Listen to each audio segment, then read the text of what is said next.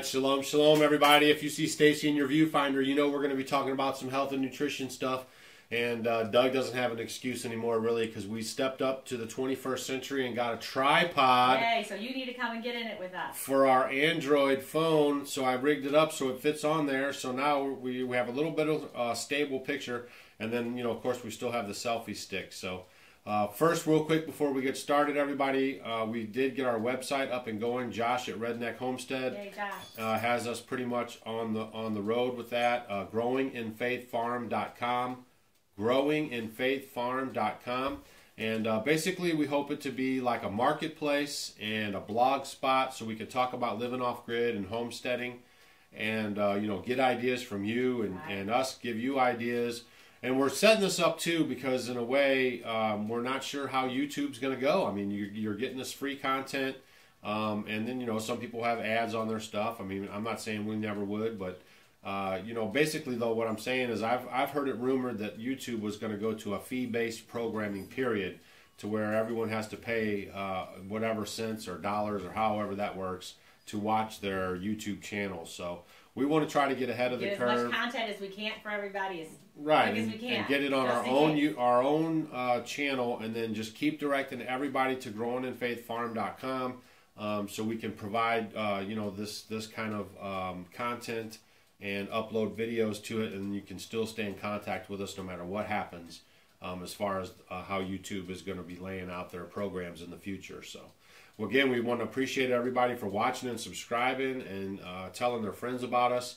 I think we're just about to hit 1,000 subscribers, which, you know, is very cool for us. We never would have thought it. And again, you know, just keep sharing us and keep you know, giving us ideas about what kind of stuff you want us to cover, because you know, we try to think up things around here that's useful, but also we love the input from our audience, if you will. So keep that up too. So, all right, Stacy's going to talk about kombucha, the benefits of it, and then at the end we're going to talk about the SCOBY and how you can get one. So here's Stacy. Hello. We're going to talk about kombucha today. And kombucha basically is a it's a fermented drink that's been around for a couple thousand years. It has a lot of health benefits. They used it back then for the health benefits for increased energy. It's loaded in B vitamins. It also helps and detoxify you. It helps with infections and disease. It's just a great health benefit. Your alkalinity. Right. We always talk about fermented foods on Growing in the Faith Farm, in case you didn't notice. Fermented foods are really, really good for you. And also, we're going to be doing some canning coming up, and Stacy's going to show you how to. I'm not going to can it. We're basically going to ferment some vegetables, storing food. That way, they last a whole season, right? And they will keep all their nutritional value, right? So when you can, you're going to be killing a lot of the nutritional value because of the boil. So if you want more health benefits out of it, right, then we're going to be doing some fermented type vegetables. There you go. All right, so back to kombucha. Okay, so kombucha basically, like I said, is a fermented drink, and it's made from this thing called a SCOBY. It's symbiotic, what is it? Come on. Symbiotic culture of bacteria and yeast. And it's kind of a freaky looking thing. It kind of turns into, once it's been sitting for a week or so, it turns into this lovely thing here. Like a it kind of looks pancake. like a jelly-like pancake. Yeah. Like that guy. See it? Isn't it beautiful? Yeah. Whoops. There he goes. Okay, so that's how you make it with one of those, and then the existing juice from another batch. So basically what I do is I usually do 2 gallons. I'll do one and then do another one, and I just kind of keep them rolling over. So we always have it, because Doug and I have it every day, either for lunch or dinner. We make sure we drink a bottle of it. Now, a lot of people are into the school where if it's something's good for you, I'm going to do so much. I'm going to do more and more and more and more. You don't need to do a lot. It only takes, you know, a glass or so a day. And it's something that is good because it detoxifies your body. It helps with your liver and your kidneys, your pancreas, to help be a little bit more efficient at eliminating waste from your body. There's so many toxins and things in the air and the foods that we do eat. It helps with that. It's going to help with digestion, helps your gut bacteria, helps with inflammation. It has like glucosamine in it and acetic acid. I mean, all these things that help with your joints, achiness. It's just really a really wonderful thing to start adding to your diet. And it's so easy to make. Very easy to make. And it's cheap. Oh my gosh, if you would go to the store and you buy a bottle of kombucha, I mean, it's anywhere from 3 something to 4 something a bottle, just a little bottle.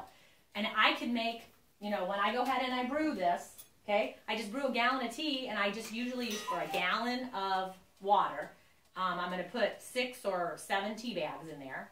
You know, if I use black tea. Green tea, I might put a little bit more because it's not as potent. I really like the black tea. Personally, I use the black tea the most unless I'm out of it. How many tea bags do you use? 6 or 7. Yep. Just depends. But you're going to kind of acquire taste and how you like it. And then I use a cup of sugar. So I put a cup of sugar in there, and you just do it like you're going to make iced tea. Right. So here you go. I do it. I usually do it before I go to bed at night, and in the morning, once it's cooled off to room temperature. You want to wait for it to get to room temperature. Then I'm going to put this lovely little SCOBY, this jelly-like pancake thing in there, inside of there. And I already did that. I put it in. Whoops. So I put this in like this. And then I put some existing juice. I'll put a little bit more in there. Then you put a little bit more juice in there. Okay? Right.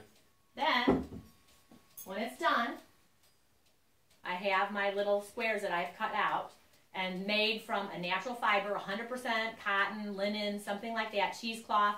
I wouldn't want to even do, I mean, you could, you know, mix fiber. I wouldn't do plastic. Definitely don't not do a that. saran It wrap needs or to be anything. able to breathe. Right. Okay, you cover it up, put your rubber band over it, and then you're going to put it in a dark place. Right. Someplace out of the way. So somewhere where you're not going to bump into it, knock it over, you know, someplace safe. And no place where it's going to get direct sunlight. Yeah, no sun. You don't want the sun. So basically, you're going to let it set. In the hot summer, since we don't have air conditioning here at the farm, I could sometimes get, if it gets really hot and humid, I could get kombucha in 3 days. Easy. Generally, it's going to take 6 or 7 days. So I put it somewhere, and I just let it set. I put it back here on a shelf, and I just let it set, and then in 6 or 7 days, I'll have kombucha. Now, the longer you let it set, the more it's going to be... It'll be more vinegary. Vinegary, right. So if you like it a little tartar, you can let it sit a little longer. Yeah, everyone will be different. And it is, you're going to get a lot more health benefits, of course, as it's going to get more vinegary tasting, Right. but it doesn't taste as great. Right. But Because we've had friends that have made it and then forgot about it and came back like 13, 14, 15 days later. 16. 16 and days later. she didn't want to waste it, and so they drank it. They're but drinking it, wasn't but that. it's very tart, but it's still, that's even better for you if you can handle it. Right. If it tastes sweet, it hasn't gone far enough. Right. So it needs to ferment more. So when you do it, and a lot of times I'll look at it, so after the 6 or 7 days, I'll just lift it up, and I look at where the little SCOBY is here, and you'll see some bubbles right at the top because it's starting to get kind of fizzy. And you just look and see, and then I might just pour a little out. I leave the little SCOBY thing on top, and I'll just go ahead and pour a little out in a glass and drink it. Don't be afraid to touch it. At first, I was like, oh my gosh, how do I do it? Should I touch it? What do I do to it? You're not going to hurt it. Nothing's going to happen to it. Just wash your hands, you know, and then do what you got to do to it. And then once it looks like the taste that you want, then go ahead and bottle it. And normally what I do is I just collect bottles. You can put it in something like this. These are nice because they already have lids on them. Or, you know, I'll just put it in a mason jar, bottle it, and then what I'll do is I'll take this, once I bottled it, and I'll put it somewhere at room temperature and let it set like a couple days so that it kind of builds up a little fizz inside of it because it tastes much better when they're fizzy. And then I put it in the refrigerator to stop the fermentating. Right, so don't shake them up before you're going to drink them or something because they'll, you know, there's pressure in there and it'll explode on you when you lift the lid off. You never had that happen to you? No, I've had that a few times in the car. It wasn't a good thing. Right. So that's what you want to do with the kombucha, and then it'll be ready to drink. So you can let it sit in there. Actually, the longer, if you let it set in after you bottle it, you let it set out a day or two, and then put it in the refrigerator, and then you go ahead and you know, you can drink it right away. It's good to even let it sit in the refrigerator a little longer, right? Because then it does have a little better flavor, but we never can wait that long because we drink it all the time. Now, speaking about flavor, you can also maybe like juice some strawberries or something and add a squirt at each bottle that you're filling up to give it kind of some strawberry flavor, or you can flavor it with blueberry juice or something that you like, right? Yeah, and then this is a great drink for kids to start drinking. Because of the health benefits. It's just fabulous. And kids don't ever get enough vitamins anyway in their diet. So this is excellent for children. And as teenagers, if you can start drinking it younger, then they'll acquire this taste for it. And then when they're older, it's even more wonderful. And I'm going to tell you something. I'll tell you about the juice, and then I'm going to tell you about the study that I was just reading about, which is pretty neat about soda. But what you can do is get a type of juice, and if you could juice it yourself, that would even be the best. But here's your bottle or your jar, and you're just going to put some juice at the bottom of it. Fresh squeezed juice would be great. Then pour your kombucha over that you just did, and then go ahead and put it in the refrigerator, and it'll taste great. So you could cover up a lot of the way it tastes for children by putting some juice into it. Right. And that's just a great way to go. The other thing that's really awesome that you can do with it is put a pinch of ginger, and that way you get the great health benefits of ginger into your diet.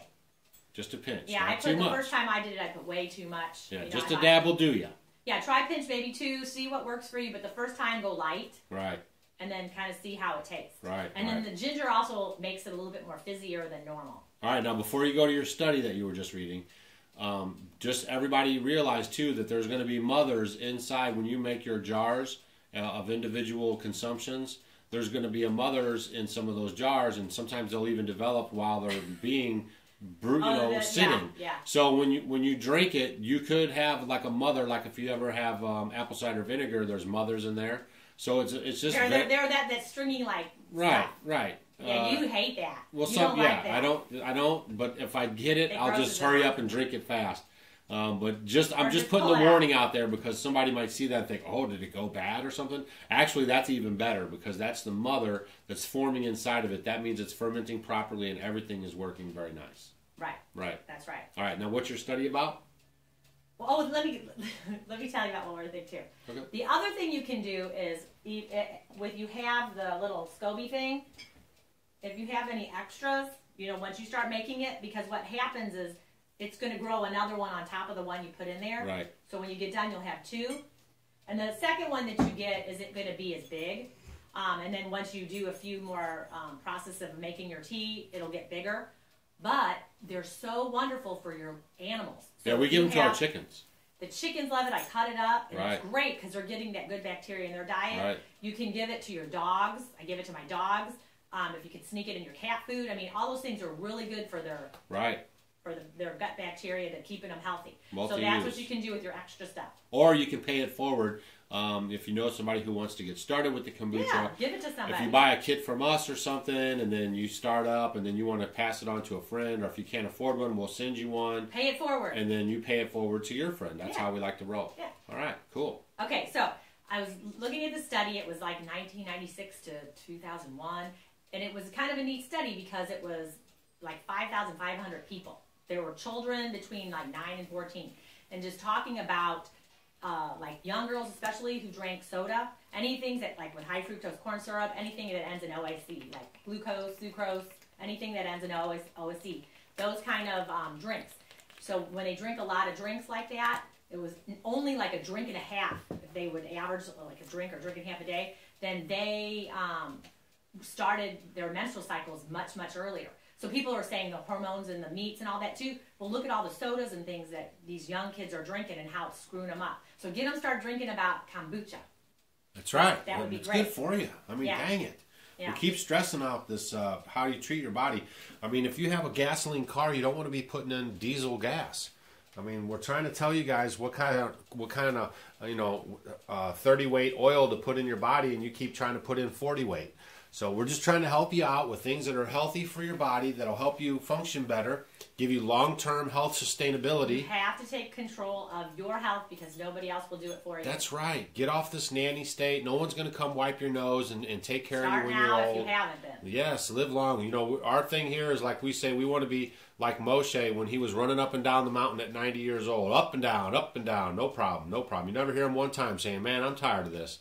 So we just want to be healthy. If we take care of it up front, we're going to be able to enjoy it on the backside, just like anything else. Some things are more expensive to buy, but if you pay for a little bit more up front, you get a lot more long, use out of it. So that's one of our philosophies too. So just take care of yourself. Oh, let me tell you one more thing about but wait, there's more.